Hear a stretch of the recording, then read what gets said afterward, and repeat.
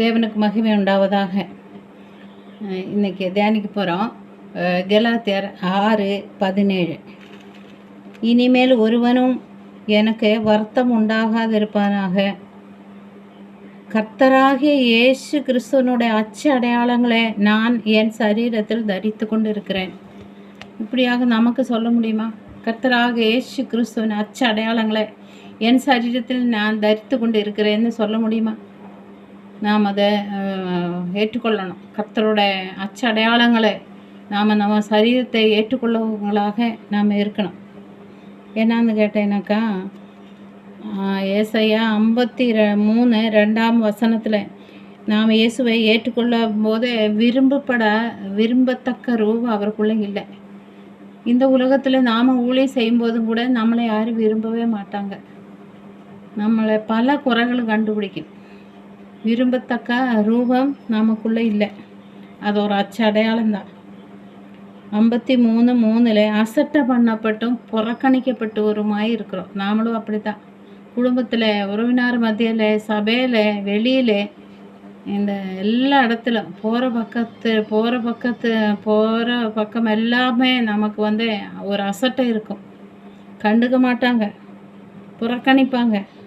இதெல்லாம் கர்த்தராகிய இயேசு கிறிஸ்துவனோட அச்சு அடையாளங்கள் தான். அப்போ நம்மளோட துக்கங்களே, அப்புறம் 53:4 நம்ம துக்கங்களே அவர் சுமந்தார். மற்றவங்களோட துக்கத்தை நம்ம சுமக்கணும். அவங்களுக்கு ஆறுதல் சொல்லி, தைரியம் சொல்லி, ஜெபம் பண்ணி, அவங்க மேலே ஏதோ கஷ்டம் துக்கம் வரும்போது நம்ம பழி சுமத்தக்கூடாது.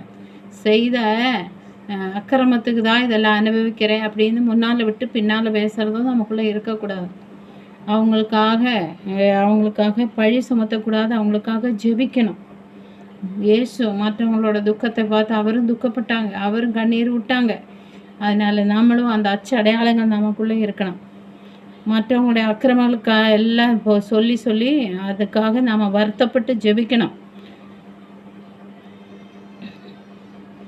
அவர் நமக்காக வாய் திறவாமல் இருந்தாங்க. அதாவது சில பிரச்சனைகள் சில இடத்துல வரும்போது நம்ம வாயாடித்தனமாக இருக்கக்கூடாது. வாய் தரவாமல் பேசாமல் இருக்கணும். அதெல்லாம் ஒரு அச்சு அடையாளங்கள். நம்ம மேலே குற்றம் இல்லைன்னா கூட குற்றப்படுத்துவாங்க. அப்போ நாங்கள் அமைதியாக இருக்கிறதுன்னு அர்த்தம் இவங்க குற்றம் செய்ததா அப்படின்னு கூட சொல்லுவாங்க. அது கூட நீங்கள் பேசாமல் இருங்க. ஆண்டவர் நமக்காக வழக்காடுவாங்க. அப்படி இருக்கும்போது இந்த அச்சு அடையாளங்கள் எல்லாம் நமக்குள்ளே காணப்படணும். அசட்டை பண்ணப்படுவாங்க, புறக்கணிப்பாங்க. நம்ம துக்கங்களை அவங்க ஏற்றுக்கொள்ள மாட்டாங்க. நாம் தான் மற்றவங்க துக்கத்தை ஏற்றுக்கொண்டு அதுக்காக ஜெபிச்சு பழி அவங்க மேலே சுமத்தாதே அவங்கள ஆறுதல் படுத்தி அவங்கள தைரியப்படுத்தணும். அவங்களோட அக்கிரமங்களுக்கு எல்லாமாக நாம் ஜெபிக்கணும். அது விரும்பப்பட ரூபம் நமக்குள்ளே இல்லை. இதெல்லாம் அச்சடையாளங்கள் அப்படின்னு சொல்லி நம்ம பார்க்குறோம். ரோமர் 8:35 உம்மிடத்தில் உமது நிமித்தம் எந்நேரம் கொல்லப்படுகிறோம், அடிக்கப்படுகிறோம், ஆடுகளை போல எண்ணப்படுகிறோம் என்று எழுதியிருக்கிறது. இயேசுவின் நிமித்தமாக நாம் அப்படி தான் இருக்கிறோம்.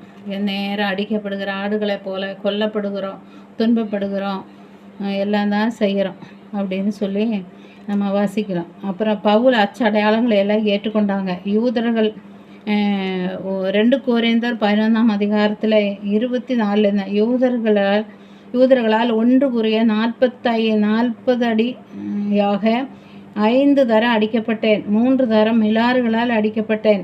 1 தரம் கல்லறி உண்டேன். 3 தரம் கப்பற் சேதத்தில் இருந்தேன். கடலிலே ஒரு ராப்பகல் முழுவதும் போக்கினேன். அநேக தர பிரயாணம் பண்ணினேன். ஆறுகளால் வந்த மோசம், கல்லர்களால் வந்த மோசம், சுய ஜனங்களால் வந்த மோசம், அந்நிய ஜனங்களால் வந்த மோசம், பட்டணங்களால் வந்த மோசம், வனாந்தரத்தில் உண்டான மோசம், சமுத்திரத்தில் உண்டான மோசம், கள்ள சகோதரர்களால் வந்த மோசம். அப்படி எத்தனை மோசம். நம்மளும் இதெல்லாம் நம்ம ஊழியனாக்கா அதுதான் அச்சு அடையாளங்களை நம்ம ஏற்றுக்கொள்றதுக்கு அடையாளம். கிறிஸ்துவனோட அச்சு அடையாளங்கள் நம்மளும் ஏற்றுக்கொள்ளணும். அநேக உபத்திரவத்தின் வழியாக தான் பரலோகத்தில் நம்ம போக முடியும். இல்லை, சொந்த சகோதரங்களால், சுய ஜனங்களால், மற்ற ஜனங்களாலும் எல்லாராலும் நம்ம மோசம் போகுவேன். பிரயாணத்தில் மோசம் ஆகப்படுவேன். எல்லாம் நல்ல உபத்திரவங்களை படுவேன்.